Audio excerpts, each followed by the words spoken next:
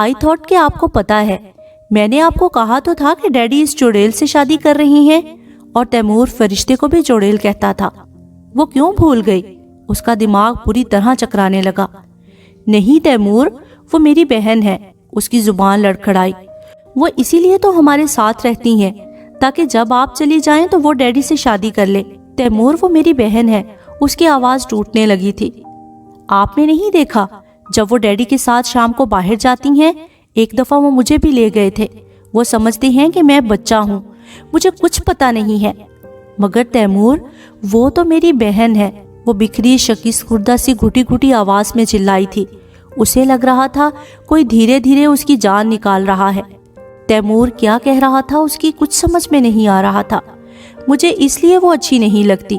Which number 1, उसकी वजह से डैडी आपको सेपरेट कर रही हैं।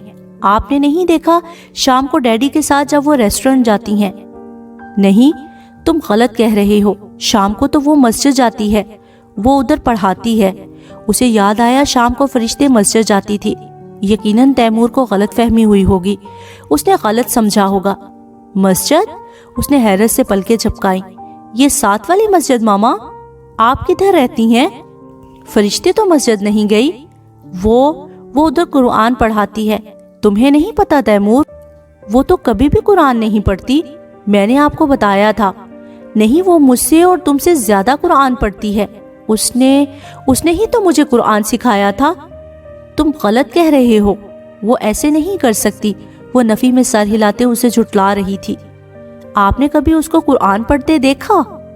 वो जो फरिश्ते के दिफा में तैमूर को कुछ कहने लगी थी, एकदम रुक गई। उसने अस्पताल से आके कभी फरिश्ते को मस्जिद जाते नहीं देखा था। हाँ, नमाजें वो सारी पढ़ती थी। कम ऑन मामा, आप बिल्किस बुआ से पूछ लें, वो मस्जिद नहीं जाती। क्या आपको उसने खुद कहा कि वो मस्जिद जाती है? और तैमूर के सवाल का जवाब उसके पास नहीं था। अस्पताल की वजह से सुबह की क्लासेस लेना मुमकिन नहीं था। फरिश्ते ने उसके इस्तफसार पर मुबहिम सा जवाब दिया था। बाकी सब उसने खुद फर्ज कर लिया था। तो क्या तैमूर सच कह रहा था? नहीं, हरगिज नहीं। फरिश्ते उसके साथ ऐसा नहीं कर सकती थी। वो तो उसकी बहुत प्यारी, बहुत ख्याल रखने वाली बहन थी। वो भला कैसे? वो मस्जिद नहीं जाती, वो डैडी के साथ जाती है। पहले डैडी गाड़ी पर निकलते हैं, फिर वो बाहर निकलती हैं और कॉलोनी के एंड पर डैडी उसको पिक कर लेते हैं ताकि बिल्किस बुआ को पता ना चले। मैंने टेरेस से बहुत दफा देखा है। सुबह भी वो डैडी के साथ ही गई थी। वो पत्थर बनी सुन रही थी। जब आप अस्पताल में थी तब भी वो यूं ही करते थे। पर मैं कोई छोटा बेबी तो नहीं हूँ, मुझे सब समझ आता है। ये सब कब हुआ और कैसे हुआ? वो मुतहय्यर बेयकीन सी सकते के आलम में बैठी थी।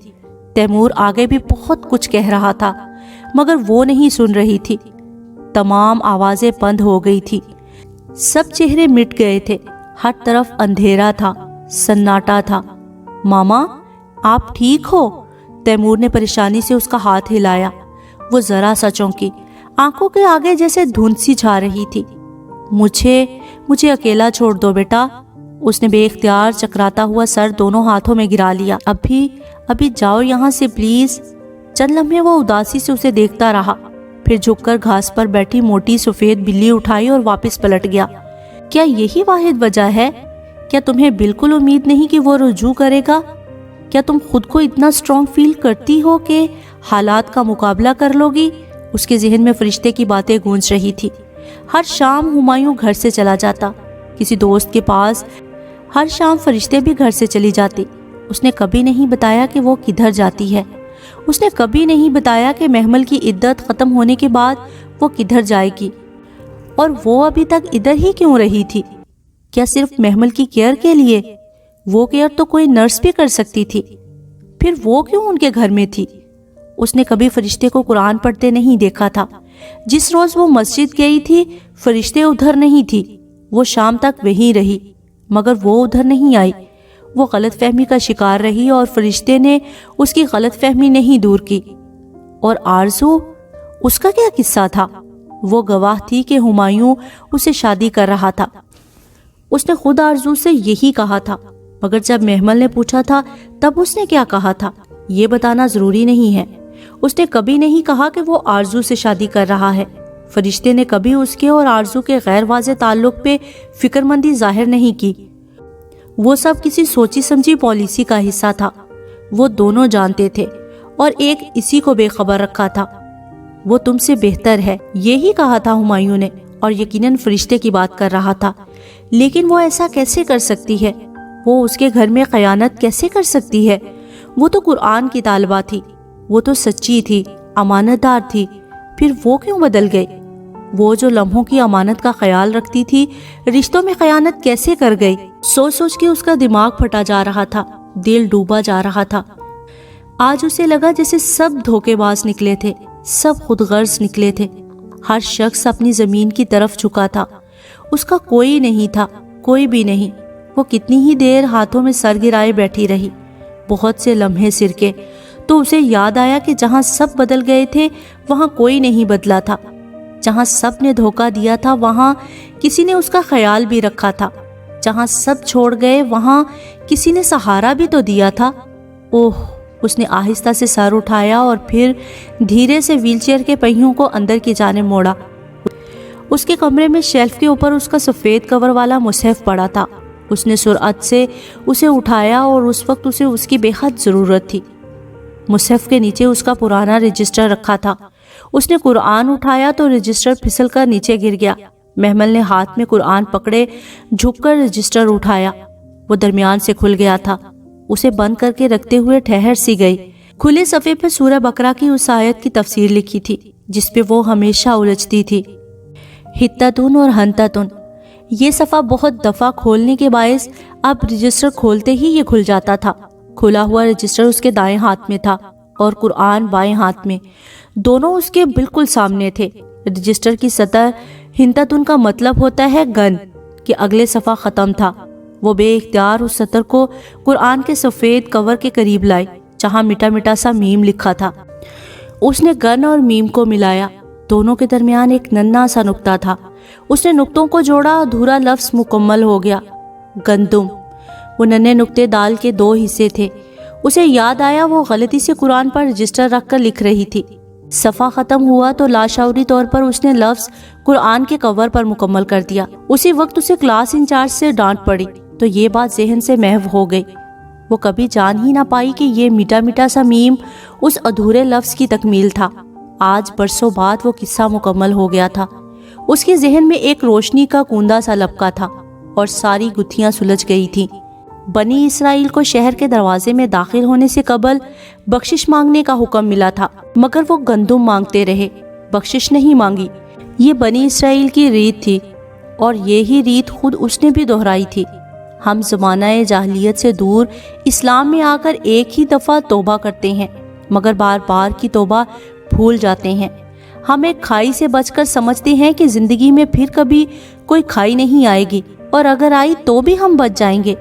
ہم ہمیشہ نعمتوں کو اپنی نیکیوں کا انعام سمجھتے ہیں اور مصیبتوں کو گناہ کی سزا۔ اس دنیا میں جزا بہت کم ملتی ہے اور اس میں بھی امتحان ہوتا ہے۔ نعمت شکر کا امتحان ہوتی ہے اور مصیبت صبر کا۔ اور زندگی کے کسی نئے امتحان میں داخل ہوتے ہی منہ سے پہلا کلمہ حتتن کا نکلنا چاہیے، مگر ہم وہاں بھی گندم مانگتے رہتے ہیں۔ اللہ اسے زندگی کے ایک مختلف فیز میں لایا تو اسے بخشش مانگنی چاہیے تھی، مگر وہ ہمایوں اور تیمور کو مانگتی رہی۔ ہنتتن ہنتتن کہنے لگی۔ گندم مانگنا برا نہیں تھا، مگر پہلے بخشش مانگنا تھی۔ وہ پہلا زینہ چڑھے بغیر دوسرے کو پھلانگنا چاہتی تھی، اور ایسے پار کب لگا جاتا ہے اسے نہیں معلوم۔ وہ کتنی دیر تک میز پہ سر رکھے زاروں کی تار روتی رہی۔ آج اسے اپنے سارے گناہ پھر سے یاد آ رہے تھے۔ آج وہ پھر سے توبہ کر رہی تھی، وہ توبہ جو بار بار کرنا ہم نیک ہونے کے بعد بھول جاتے ہیں۔ زندگی میں بعض لمحے ایسے ہوتے ہیں جب آپ سے خود قرآن نہیں پڑھا جاتا، اس وقت آپ کسی اور سے قرآن سننا چاہتے ہیں۔ آپ کا دل کرتا ہے کہ کوئی اور آپ کے سامنے کتاب اللہ پڑھتا جائے اور آپ روتے جائیں۔ بعض دفعہ آپ خوش ہونے کے لیے اس کے پاس جاتے ہیں اور بعض دفعہ صرف رونے کے لیے۔ اس کا دل کر رہا تھا کہ وہ خوب روئے، قرآن سنتی جائے اور روتی جائے۔ تلاوت کی کیسٹوں کا ڈبہ قریب ہی رکھا تھا، ٹیپ ریکارڈر بھی ساتھ تھا۔ اس نے بنا دیکھے آخر سے ایک کیسٹ نکالی اور بنا دیکھے ہی ڈال دی۔ ابھی نہ معافی جاننا چاہتی تھی، نہ ہی فہم پر غور و فکر کرنا چاہتی تھی، ابھی وہ صرف سننا چاہتی تھی۔ اس نے پلے کا بٹن دبایا اور میز پر رکھ دیا۔ آنسو اس کی آنکھوں سے ٹپک کر میز کے شیشے پر گر رہے تھے۔ قاری صہیب احمد کی مدھم پرسوز آواز دھیرے سے کمرے میں گونجنے لگی تھی۔ والدہا، قسم ہے دن کی، وہ خاموشی سے سنتی رہی۔ اسے اپنی زندگی کے روشن دن یاد آ رہے تھے جب وہ اس گھر کی ملکہ تھی، اور قسم ہے رات کی، جب وہ چھا جائے۔ اس کو وہ سناٹے بھری رات یاد آئی جب ہمایوں نے اسے طلاق دی تھی، وہ رات جب وہ یہیں بیٹھی چھت کو دیکھتی رہی تھی۔ تمہارے رب نے تمہیں اکیلا نہیں چھوڑا اور نہ ہی ناراض۔ اس کے آنسو روانی سے گرنے لگے تھے۔ یہ کون تھا جو اس کی ہر سوچ پڑھ لیتا تھا؟ یہ کون تھا؟ یقیناً تمہارے لیے انجام آغاز سے بہتر ہوگا۔ اس نے سختی سے آنکھیں میچ لی۔ کیا اب بھی اس سارے کا انجام بہت اچھا ہو سکتا تھا؟ تمہارا رب بہت جلد تمہیں وہ دے گا جس سے تم خوش ہو جاؤ گے۔ ذرا چونک کر بہت آہستہ سے محمل نے سر اٹھایا۔ اللہ کو اس کی اتنی فکر تھی کہ وہ اس کے اداس دل کو تسلی دینے کے لیے یہ سب اسے بتا رہا تھا۔ کیا واقعی اس نے اسے چھوڑ نہیں دیا تھا؟ کیا اس نے تمہیں یتیم پا کر ٹھکانہ نہیں دیا؟ وہ اپنی جگہ سن سی رہ گئی۔ یہ سب اتنا واضح، اتنا صاف، یہ سب اس کے لیے اترا تھا۔ کیا وہ اس قابل تھی؟ کیا اس نے تمہیں راہ گم پا کر ہدایت نہیں دی؟ وہ ساکت سی سنے جا رہی تھی۔ ہاں یہی تو ہوا تھا، اور تمہیں نادار پا کر غنی نہیں کر دیا۔ اس کے آنسو گرنا رک گئے تھے، کپ کپاتے لب ٹھہر گئے تھے۔ بس تم بھی یتیم سے سختی نہ کرنا، اور سائل کو مت ڈانٹنا، اور اپنے رب کی نعمتوں کو بیان کرتے رہنا۔ سورہ دوحہ ختم ہو چکی تھی۔ اس کی زندگی کی ساری کہانی 11 آیتوں میں سمٹ کر اسے سنا دی گئی تھی۔ وہ سورہ جیسے ابھی ابھی آسمانوں سے اتری تھی، اس کے لیے، صرف اس کے لیے۔ اس نے تھک کر سر کرسی کی پشت سے ٹکا لیا اور آنکھیں موند لی۔ وہ کچھ دیر ہر سوچ سے بے نیاز سونا چاہتی تھی، پھر اٹھ کر اسے فرشتے سے ملنا تھا۔ بادل زور سے گرجے تھے۔ محمل نے ایک نظر کھڑکی سے باہر پھسلتی شام پہ ڈالی اور دوسری بند دروازے پہ۔ اس کی دوسری طرف اسے قدموں کی چاپ کی آواز سنائی دے رہی تھی۔ ابھی چند منٹ پہلے اس نے فرشتے کو گیٹ سے اندر داخل ہوتے دیکھا تھا۔ اس کے آنے کے کچھ دیر بعد ہمایوں کی گاڑی اندر داخل ہوئی تھی۔ البتہ وہ 5 منٹ کے بعد ہی کچھ کاغذات اٹھا کر واپس چلا گیا تھا۔ اس کی گاڑی ابھی ابھی نکلی تھی۔ وہ کھڑکی کے اس طرف چوکیدار کو گیٹ بند کرتے ہوئے دیکھ رہی تھی جب دروازہ ہولے سے بجا۔ محمل، فرشتے نے اپنے مخصوص نرم انداز میں پکارا، پھر ہولے سے دروازہ کھولا۔ اب وہ کثرت سے سلام نہیں کرتی تھی۔ محمل نے گردن موڑ کر دیکھا، وہ دروازے کے بیچوں بیچ کھڑی تھی، دراز قد، کانچ سی سنہری آنکھوں والی لڑکی جو کھلتے گلابی رنگ کے لباس میں سر پہ دوپٹہ لیے کھڑی تھی۔ وہ کون تھی؟ اسے لگا وہ اسے نہیں جانتی۔ کیسی ہو؟ نرم سی مسکراہٹ چہرے پر سجائے وہ اندر داخل ہوئی۔ بلقیس بتا رہی تھی تم میرا پوچھ رہی تھی؟ وہ آگے بڑھ کر عادتاً شیلف پر پڑی کتابیں، رجسٹر اور ٹیپ وغیرہ سلیقے سے جوڑنے لگی تھی۔ اس کے بھورے بال کھلے تھے اور اس نے انہی پہ دوپٹہ لے رکھا تھا، ایسے کہ چند لٹیں باہر گر رہی تھی۔ گلابی دوپٹے کے حالے میں اس کا چہرہ دمک رہا تھا۔ جی، مجھے پتا نہیں کہ آپ کدھر ہیں۔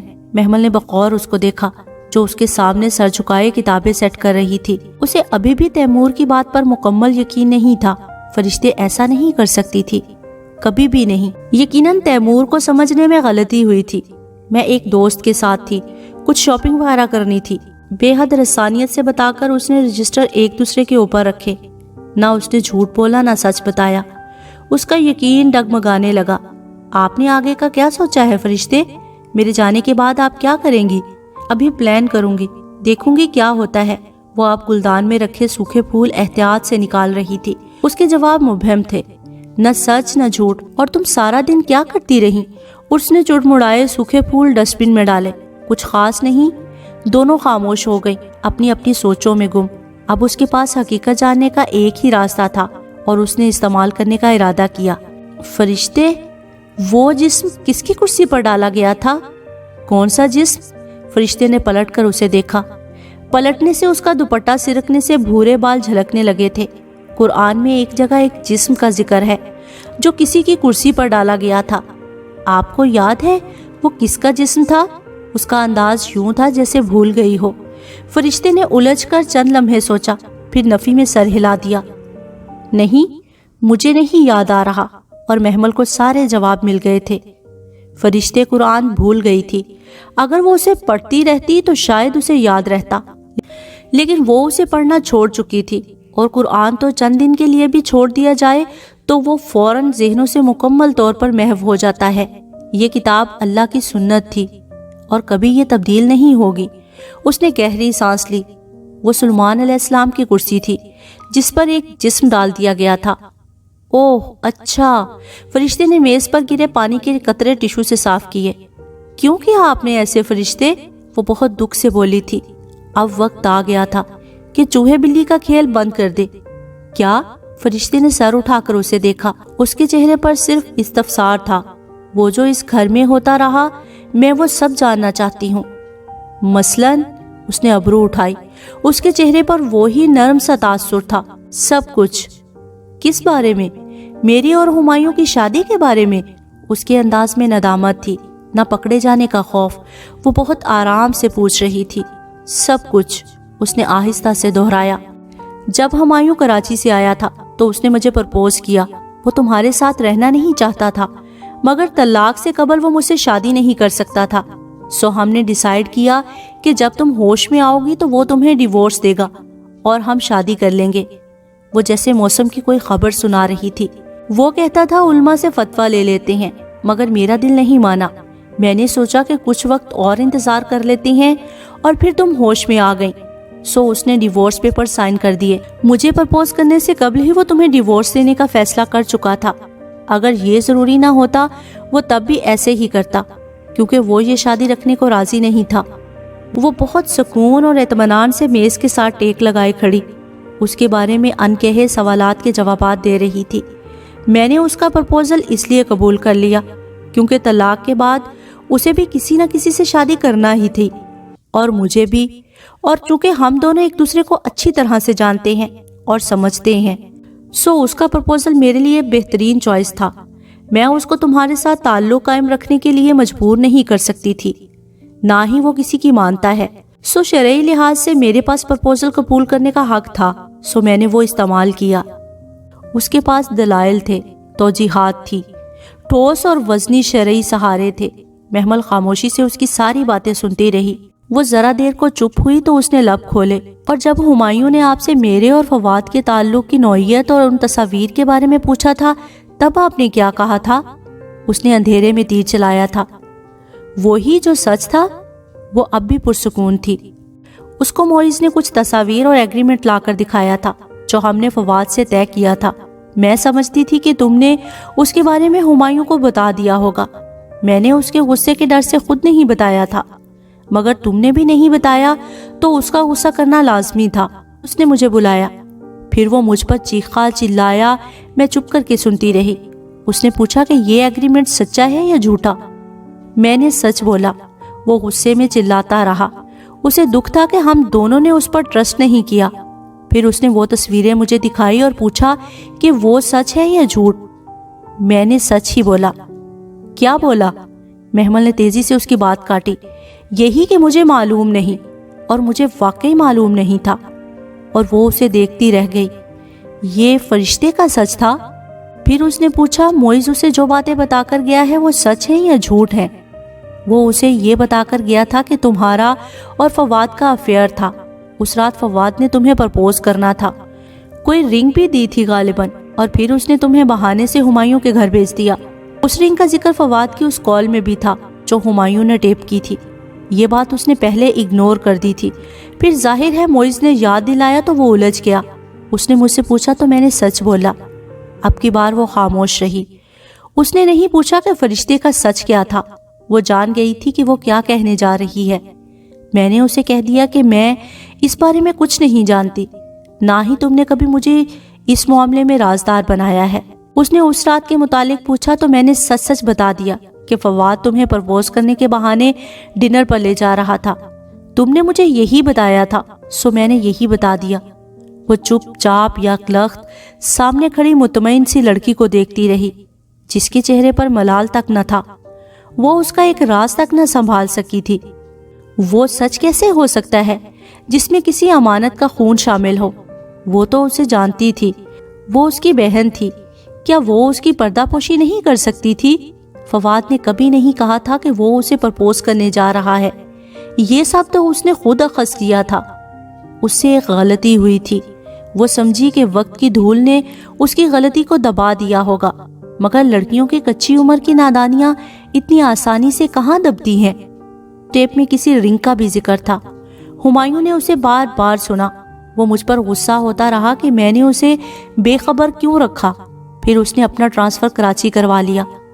وہ اب کھڑکی سے باہر لان میں دیکھتے ہوئے کہہ رہی تھی، وہاں کراچی میں اسے آرزو ملی۔ اس کے فادر کی ڈیتھ کے بعد کریم چچا اور غفران چچا نے اس کا حصہ بھی دبا لیا تھا، سو اس نے سوچا کہ ایک تیر سے دو شکار کرتے ہیں۔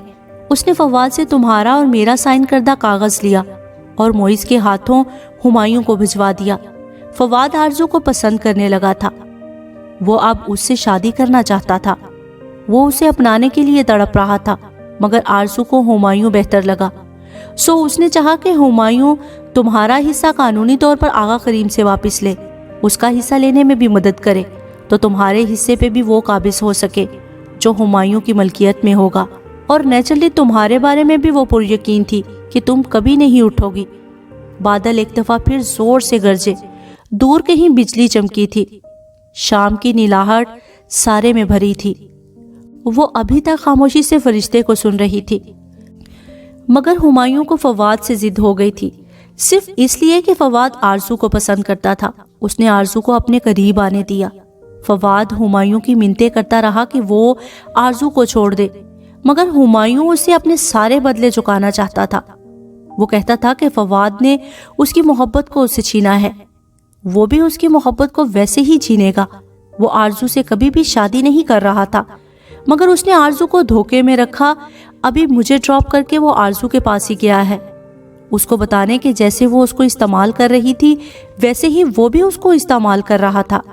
وہ شدت پسند لڑکی ہے، جانے غصے میں کیا کر ڈالے، مگر جو بھی ہو وہ آج اسے آئینہ دکھا کر ہی واپس آئے گا۔ کھڑکی کے بند شیشے پہ کسی چڑیا نے زور سے چونچ ماری، پھر چکرا کر پیچھے کو گری۔ بادل وقفے وقفے سے گرج رہے تھے۔ شاید تم یہ سمجھو کہ میں نے تمہارے ساتھ برا کیا ہے، یا یہ کہ مجھے ایسا نہیں کرنا چاہیے تھا، لیکن تم یہ سوچو کہ میں پھر اور کیا کرتی۔ میں ہمایوں سے بہت محبت کرتی تھی اور کرتی ہوں، مگر جب مجھے لگا کہ تم دونوں ایک دوسرے کو چاہتے ہو تو میں درمیان سے نکل گئی، لیکن اب وہ تمہیں نہیں چاہتا، اور مجھے بھی کسی نہ کسی سے شادی تو کرنا تھی۔ مجھے بتاؤ میں نے کیا غلط کیا؟ میرے دین نے مجھے پرپوزل سلیکٹ کرنے کا اختیار دیا تھا، سو میں نے اسے استعمال کیا۔ تم کسی بھی مفتی سے پوچھ لو، اگر کوئی عورت شوہر کی ضروریات پوری کرنے کے قابل نہیں رہی ہو تو شوہر دوسری شادی کر سکتا ہے، اور اس میں کسی کی حق تلفی کی کوئی بات نہیں ہے، نہ ہی قطع رحمی کا عنصر شامل ہے۔ یاد کرو سورہ نساء میں ہم نے کیا پڑھا تھا کہ اگر کوئی ایک حقوق ادا نہ کر سکے تو پھر اپنے حقوق چھوڑ دے، الگ ہو جائے، کہ اللہ دونوں کے لیے وسعت پیدا کر دے گا۔ اپنے مطلب کی آیات اسے آج بھی یاد تھی۔ آئی ہوپ کہ اب تمہاری کنفیوژن اور اعتراضات دور ہو گئے ہوں گے۔ میں نے 7 سال تمہاری خدمت کی ہے، حالانکہ یہ میرا فرض نہیں تھا، مگر اس لیے کہ تم کبھی یہ نہ سمجھو کہ میں تم سے پیار نہیں کرتی ہوں۔ تم نے ایک بار مجھ سے وعدہ کیا تھا کہ ضرورت پڑنے پر تم میرے لیے اپنا حق چھوڑ دو گی۔ فواد نے تمہاری گردن پر پستول رکھا تھا، تمہیں بچانے کے لیے میں نے اپنا حق چھوڑ دیا تھا۔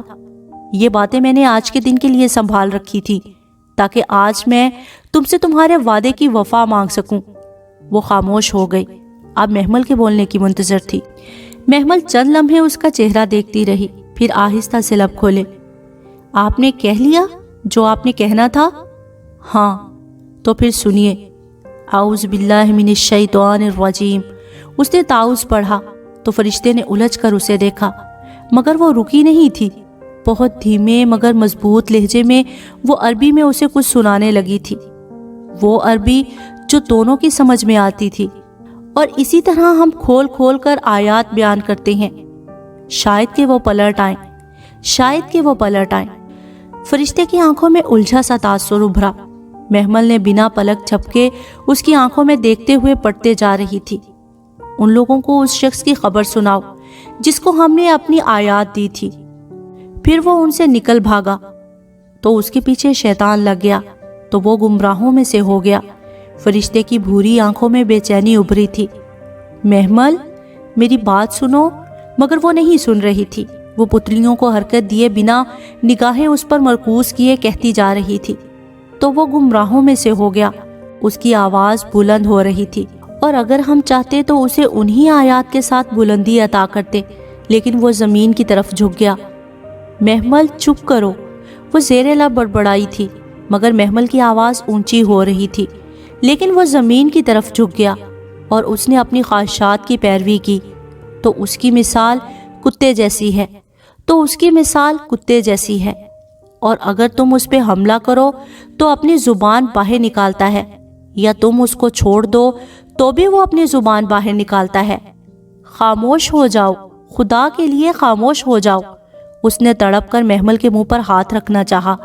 اس کا دوپٹہ کندھوں سے پھسل گیا تھا، کھلے بال شانوں پہ آ گرے تھے۔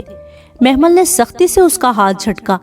اسی میکانکی انداز میں اسے دیکھتی پڑتی جا رہی تھی۔ جسے اللہ ہدایت بخشے بس وہی ہدایت پانے والا ہے، اور جسے اللہ بھٹکا دے بس وہی لوگ خسارہ پانے والے ہیں۔ اس کے ہاتھ بے دم ہو کر اپنی گود میں آ گرے تھے۔ وہ پھٹی پھٹی نگاہوں سے اسے دیکھتی گھٹنوں کے بل اس کے قدموں میں گری تھی۔ بے شک ہم نے جہنم کے لیے بہت سے جنوں میں سے اور بہت سے انسانوں میں سے پیدا کیے ہیں۔ ان کے لیے دل ہیں، وہ ان سے کچھ بھی نہیں سمجھتے، اور ان کے لیے آنکھیں ہیں، وہ ان سے کچھ بھی نہیں دیکھتے، اور ان کے لیے کان ہیں، وہ ان سے کچھ بھی نہیں سنتے۔ یہی لوگ مویشیوں کی طرح ہیں، بلکہ یہ تو زیادہ بھٹکے ہوئے ہیں۔ یہی وہ لوگ ہیں جو غافل ہیں۔ وہ کسی معمول کی طرح بار بار وہی لفظ دہرا رہی تھی۔ فرشتے سفید چہرہ لیے بے دم سی بیٹھی تھی، اس کے لب ہولے ہولے کپ کپا رہے تھے۔ محمل نے آہستہ سے پلک جھپکی تو 2 آنسو ٹوٹ کر اس کی آنکھوں سے گرے۔ اور اسی طرح ہم کھول کھول کر اپنی آیات بیان کرتے ہیں، شاید کہ وہ پلٹ آئیں۔ اس نے ویل چیئر کے پہیوں کو دونوں اطراف سے تھاما اور اس کا رخ کھڑکی کی طرف موڑا، اور وہ آہستہ آہستہ ویل چیئر کو کھڑکی کی طرف بڑھانے لگی۔ فرشتے پیچھے بیٹھی رہ گئی تھی۔ محمل نے پلٹ کر اسے نہیں دیکھا، وہ ابھی پلٹنا بھی نہیں چاہتی تھی۔ اور اسی طرح ہم کھول کھول کر آیات بیان کرتے ہیں، شاید کہ وہ پلٹ آئیں۔ وہ کھڑکی کے پار دیکھتے ہوئے زیر لب بڑبڑائی تھی۔ فرشتے سے مزید کچھ نہیں سنا گیا۔ وہ تیزی سے اٹھی اور منہ پر ہاتھ رکھے بھاگتی ہوئی باہر نکل گئی۔ محمل اسی طرح نم آنکھوں سے باہر چمکتی بجلی کو دیکھتی رہی۔ وہ تب بھی کھڑکی کے سامنے بیٹھی تھی جب ہمایوں کی گاڑی اندر آئی تھی، اور تب بھی جب رات ہر سو چھا گئی تھی، اس کی اس گھر میں آخری رات، اور وہ اسے سکون سے گزارنا چاہتی تھی۔ تب اس نے بلقیس کو بلوایا، جس نے اسے بستر پر لیٹنے میں مدد دی۔ پھر وہ آنکھوں پہ ہاتھ رکھے کب گہری نیند میں چلی گئی اسے پتہ ہی نہ چلا۔ اس کے ذہن میں اندھیرا تھا، گھپ اندھیرا۔ جب اس نے وہ آواز سنی، تاریکی کو چیرتی مدھر آواز، اپنی جانب کھینچتی آواز، محمل نے ایک جھٹکے سے آنکھیں کھولی۔ کمرے میں نائٹ بلب چل رہا تھا، کھڑکی کے آگے پردے ہٹے تھے، اور وہ رات کے وقت شیشے کے پٹ کھول کر رکھتی تھی تاکہ جالی سے ہوا اندر آئے۔ وہیں باہر سے کوئی آواز اندر آ رہی تھی۔ اس نے بیڈ سائڈ ٹیبل پہ ہاتھ مارا اور بٹن دبایا۔ ٹیبل لیمپ فوراً جل اٹھا۔ روشنی سامنے دیوار گیر گھڑی پہ پڑی۔ رات کا 1 بج رہا تھا۔ وہ مدھم سی دکھ بھری آواز ابھی تک آ رہی تھی۔ اس نے رک کر سننا چاہا۔ لفظ کچھ سنائی دینے لگے تھے۔ اے اللہ میرے دل میں نور ڈال دے۔ محمل نے بے اختیار سائڈ ٹیبل پر رکھی بیل پہ ہاتھ مارا۔ اور میری بصیرت میں نور ہو۔ بلقیس تیزی سے دروازہ کھول کر اندر آئی تھی۔ محمل کی وجہ سے وہ کچن میں ہی سوتی تھی۔ جی بی بی، مجھے بٹھا دو بلقیس، اس نے بھرائی ہوئی آواز میں ویل چیئر کی طرف اشارہ کیا۔ بلقیس سر ہلا کر آگے بڑھی۔ تبھی کھڑکی کے اس پار اسے آواز آئی، اور میری سماعت میں نور ہو۔ بلقیس چونک کر کھڑکی کو دیکھنے لگی، پھر سر جھٹک کر اس کی طرف آئی، اور میرے دائیں جانب اور بائیں جانب نور ہو۔ بہت احتیاط سے بلقیس نے اسے ویل چیئر پر بٹھا دیا۔ اب تم جاؤ، اس نے اشارہ کیا۔ بلقیس سر ہلاتی متذبذب سی واپس پلٹی۔ اور میرے اوپر اور نیچے نور ہو۔ मध्यम चांदनी की चाशनी में डूबी आवाज हर शय पर छा रही थी। महमल ने व्हीलचेयर का रुख बाहर की जानिब किया और मेरे आगे और पीछे नूर हो। आवाज में अब आंसू गिरने लगे थे। वो व्हीलचेयर को बमुश्किल घसीटती बाहर लाई और मेरे लिए नूर बना दे। चांदनी में डूबा बरामदा सुनसान पड़ा था। वो मुतरन्नुम गमज़दा आवाज लॉन से आ रही थी और मेरी जुबान और आसाब में नूर हो। उसने सोज में बढ़ते जरा सी हिचकी ली। महमल आहिस्ता आहिस्ता बरामदे की आरामदेह दहलान से नीचे व्हीलचेयर को उतारने लगी। ये दहलान फरिश्ते ने ही उसके लिए बनवाई थी और मेरे गोश्त और लहू में नूर हो। लॉन के आखिरी सिरे पर दीवार से टेक लगाए एक लड़की बैठी थी। उसका सर निढाल सा दीवार के साथ टिका था। आंखें बंद थी, जहां से कतरा कतरा आंसू टूटकर रुखसार पर गिर रहे थे। लंबे भूरे बाल शानों पे गिरे थे और मेरे बालों खाल में नूर हो। महमल व्हीलचेयर को घास पे आगे बढ़ाने लगी। घास के तिनके पहियों के नीचे चुड़मुड़ाने लगे थे। मेरे नफ्स में नूर हो और मेरे लिए नूर को बढ़ा दे। वो उसी तरह आंसू बहाती बंद आंखों से बेखबर सी पड़ती जा रही थी। महमल व्हीलचेयर उसके बिल्कुल सामने ले आई। ए अल्लाह, मुझे नूर अता कर दे। चांदनी में उसके आंसू मोतियों की तरह चमक रहे थे। फरिश्ते, उसने होले से पुकारा। फरिश्ते की आंखों में जुम्बश हुई। उसने पलकें जुदा की और महमल को देखा। वो शायद बहुत रोई थी। उसकी आंखें मुतवर्रम सुर्ख थीं। क्यों रो रही हैं? उसके अपने आंसू गिरने लगे थे। ये वो लड़की थी जिसने उसे कुरान सुनाया था, कुरान पढ़ाया था। उसकी जान उन लोगों से छुड़ाई थी। 7 साल उसकी खिदमत की थी। बहुत एहसान थे उसके महमल पे और आज उसने उसे रुला दिया।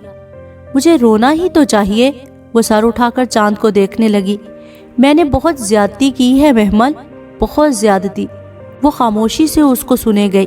शायद अभी फरिश्ते ने बहुत कुछ कहना था, वो सब जो पहले नहीं कह सकी। ने 7 साल तौजीहात जोड़ी, दलीलें इकट्ठी की और तुमने 7 आयतों में उन्हें रेत का ढेर बना दिया। मैंने खुद को बहुत समझाया था, बहुत यकीन दिलाया था कि यही सही है, मगर आज मेरा यकीन टूट गया है महमल। मैं खुदगर्ज हो गई थी, कुत्ते की तरह खुदगर्ज, जो हड्डी डालने पर भी जुबान निकालता है। उसके ऊपर चांद को तकती आंखों से कतरे गिर रहे थे।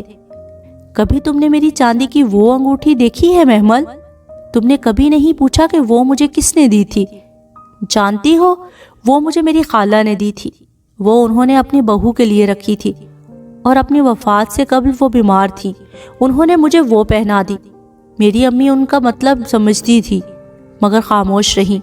वो वक्त आने पर हुमायूं से बात करना चाहती थी मगर वक्त नहीं आया, आ ही न सका। अम्मी फौत हुई तो मैं चुपचाप मस्जिद चली गई। मैं बरसों इंतज़ार करती रही कि हुमायूं कभी तो उस अंगूठी के बारे में पूछेगा, मगर उसने नहीं पूछा। मगर मैंने सब्र कर लिया, मगर इंतज़ार तो मुझे था ना। मैंने बचपन से अपने नाम के साथ उसका नाम सुना था। मुझे उस पे अपना ही हक लगता था। और जब एक रोज़ हुमायूं ने मुझे कहा कि मुझे शादी के बारे में सोचना चाहिए, तो मैंने उसको खाला की ख्वाहिश के बारे में बताने का सोचा। उस रात मैं बहुत देर तक मस्जिद की छत पे बैठी रही थी और जब मैं फैसला न कर पाई तो दुआए नूर पढ़ने लगी। तुम्हें पता है रसूल सल्लल्लाहु अलैहि वसल्लम इस दुआ का एक हिस्सा सजदे में पढ़ा करते थे और ये दुआ कुरान समझने में मदद देती है। मैं जब भी फैसला न कर पाती इस दुआ को पढ़ती। उस रात भी मैं पढ़कर हटी ही थी कि तुम हमारी छत पे आई और फिर तुम हमारी जिंदगी में भी आ गई। मैंने आज तक तुम्हारे लिए जो भी किया वो अल्लाह के लिए किया है। मुझे याद भी नहीं कि मैंने क्या किया था। फिर जब मैंने हुमायूं को तुम्हारे लिए मुस्कुराते देखा और उसके लिए तुम्हारी आंखों को चमकते देखा तो मैंने सोचा कि तुम्हें आगाह कर दूं। और तुम्हें याद है जब तुम हस्पताल में हुमायूं को देखने आई थी तो मैं तुम्हें बताने ही वाली थी मगर तुमने नहीं सुना। तब मैंने फैसला कर लिया कि मैं पीछे हट जाऊंगी, कुर्बानी दे दूंगी। तब मेरा जीना और मेरा मरना और मेरी नमाज और मेरी कुर्बानी सिर्फ अल्लाह के लिए थी। मैंने हर चीज़ बहुत खुलूसे दिल से की थी। खुद तुम्हारी शादी करवाई और अपने तई मैं मुतमईन थी। लेकिन जब तुम्हारा एक्सीडेंट हुआ और मैं पाकिस्तान वापस आई तो मुझे पहली दफ़ा लगा शायद तुम जिंदा ना रह सको और हुमायूं मेरा नसीब, और इससे आगे सोचने से भी मैं डरने लगी थी। सो वापस चली गई।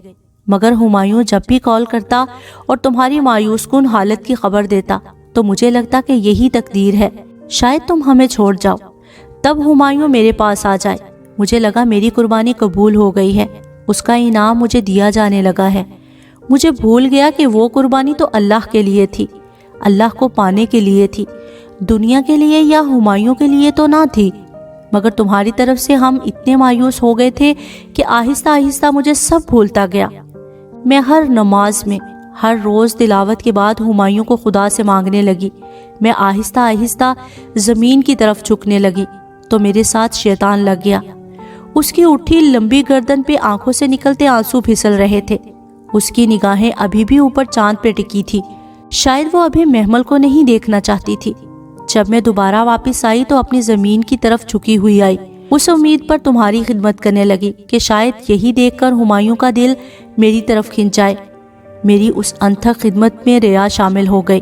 مجھے اس وقت سے ڈر نہیں لگا جب میں حشر کے روز اپنے اعمال نامے پر ان بڑی بڑی نیکیوں پر کانٹا لگے دیکھوں گی کہ یہ تو ریا کے باعث ضائع ہو گئی۔